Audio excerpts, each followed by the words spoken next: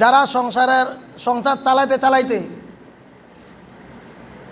এখন বর্তমানে যাদের হাতে ৯৫,০০০ টাকা আছে, কয় হাজার? ৯৫,০০০ টাকা, তারা এই বছর জাকাত দিতে হবে। এটা জাকাতের নেশাব। জাকাতের নেশাব হলো ৯৫,০০০ টাকা বর্তমান যুগে ২০২৫ সালে। এক বছর সংসার চালাইয়া সব খরচ করিয়া অতিরিক্ত আপনার কাছে ৯৫,০০০ টাকা আছে বা এই পরিমাণ সম্পদ আছে, অতিরিক্ত ঘরে অতিরিক্ত আছে, তাহলে আপনি নেশাবের মালিক, আপনি জাকাত দিতে হবে। জাকাত ১০০ টাকায় ২.৫ টাকা, ১,০০০ টাকা ২৫ টাকা, ১,০০,০০০ টাকায় ২৫০০ টাকা, লাখে ২৫০০। এভাবে জাকাত দিতে হবে। জাকাত কাদেরকে দিবেন? সহজভাবে এ কথাটা বুঝেন, আরবিতে বলে আসল ফরা। আপনার বাবার যে রক্তের লোক, আপনার বাবার বাবা মানে আপনার দাদা, এভাবে উপরে যত লোক যাবে এরা কেউই জাকাত পাবে না। এরা কি পাবে না? জাকাত পাবে না। বাবার রক্তের লোক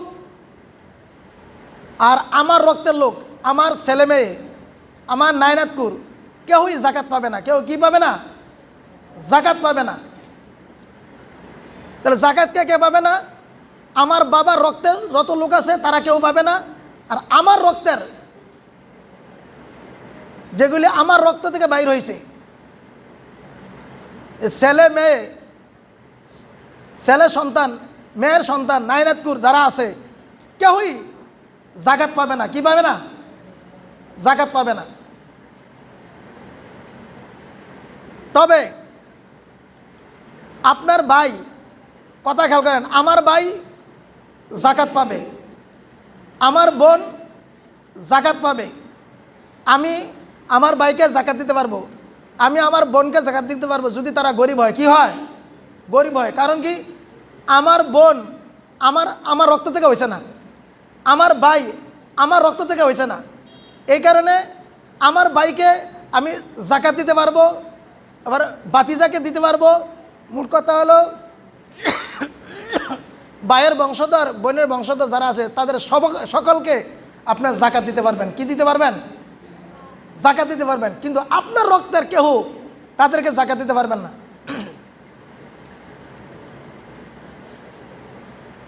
জাকাত না দিলে কি ক্ষতি?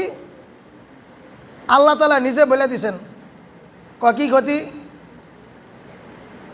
ওয়াল্লাযীনা ইয়াকনিজুনা আয-যাহাবা ওয়াল ফিদ্দাতা ওয়া লা ইউনফিকুনাহা ফি সাবিলিল্লাহি ফাবাশশিরহুম বিআযাবিন আলীম। যারা স্বর্ণরূপা জমা করে,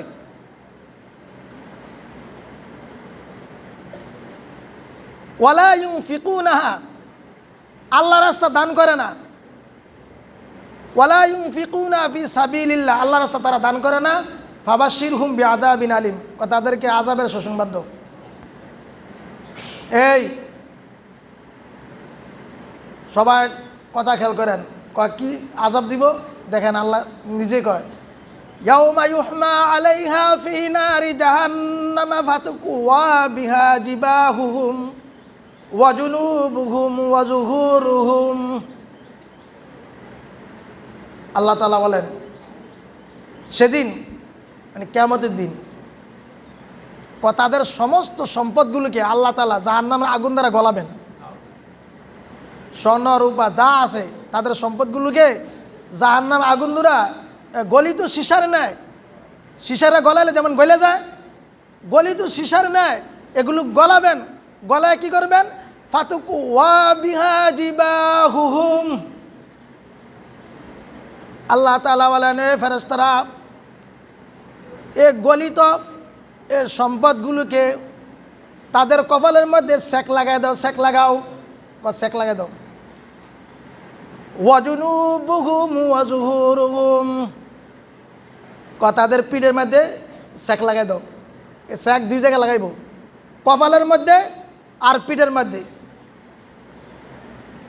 কিতাবের মধ্যে লেখে কপালের মধ্যে পিঠের মধ্যে কেড়ে লাগবো, আগে স্যাক দিব, গলিত সিসার নেয়, হ্যাঁ, তাদের কপালের মধ্যে স্যাক লাগাই দিব আর পিঠের মধ্যে লাগাই দিব।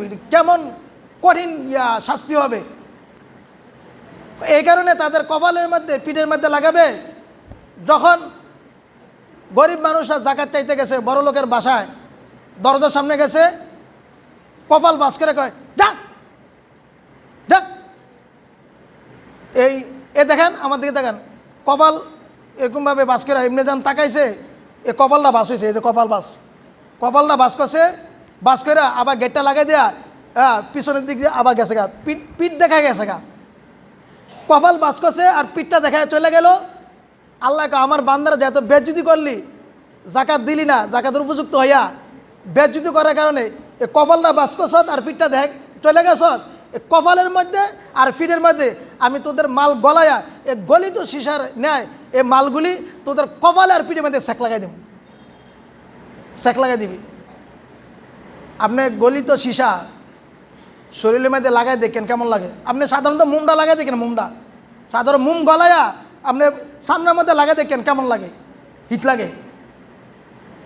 এমন হিট করে দিবে আপনি আপনার কপাল আর পিঠটাকে।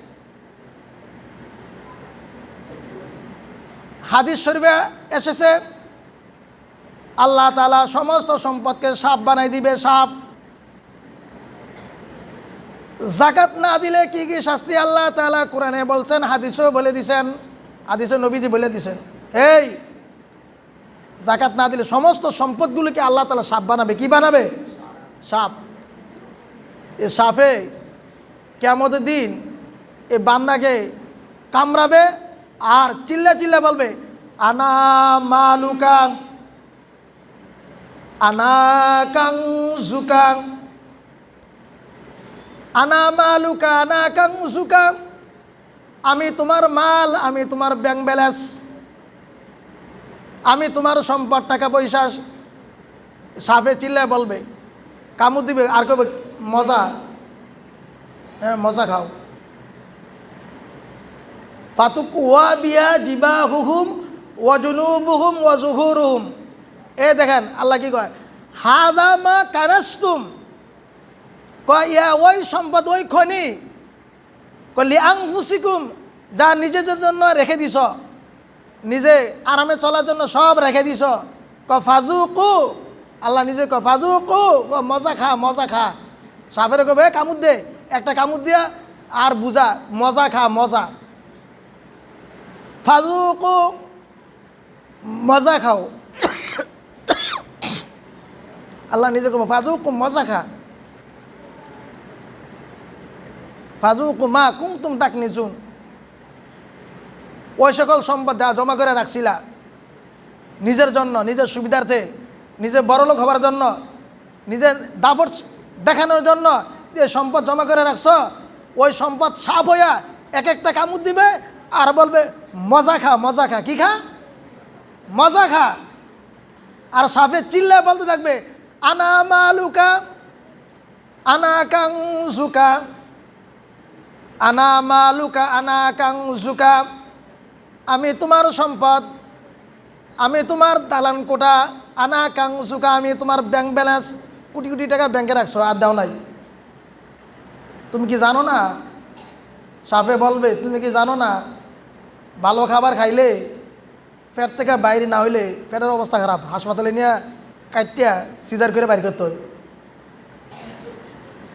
এই যত দামি খাবার খান, পেটে যদি আটকায় থাকে, আটকায় থাকা ভালো না বাইরে হওয়া ভালো?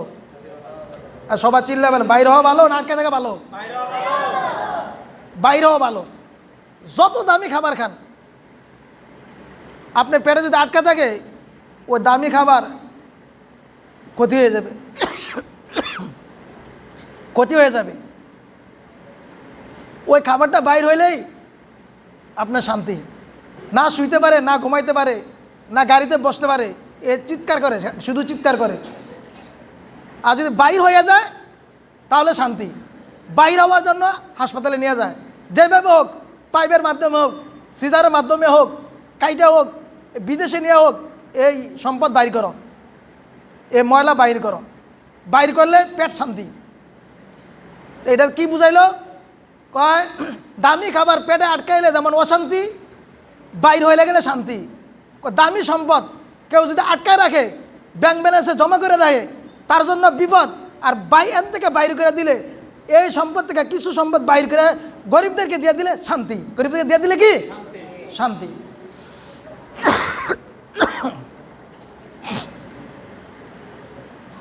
তাহলে আমরা কি বুঝলাম? সম্পদ আটকায় রাখলে বিপদ,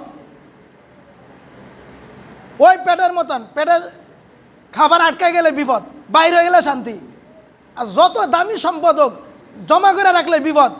আর যদি ওইখান থেকে কিছু সম্পদ বাইর করে গরিবদেরকে দিয়ে দেয় জাকাত হিসাবে, ওই যে বাইর করে দিলেন, তাহলে আপনি শান্তি পাবেন। কি পাবেন? শান্তি পাবেন। সম্পদ আটকাইলে বিপদ। এই সম্পদ আপনার জন্য কালসাপ হবে, কালসাপ। কিয়ামতের দিন সাপ হইয়া আপনাকে মারবে, সবল মারবে আর কামড়াবে।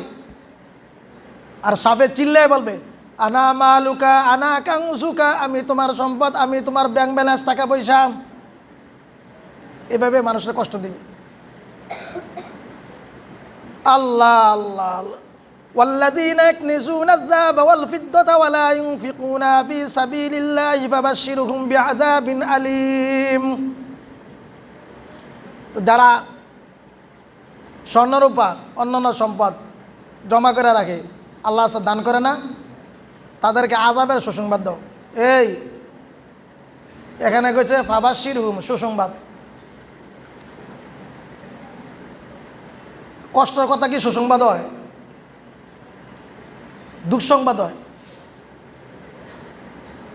একটি সুখ সংবাদ হয়, কষ্টের কথা। আর এনে তাদেরকে কইছে আযাব দিব, আল্লাহকে সুসংবাদ।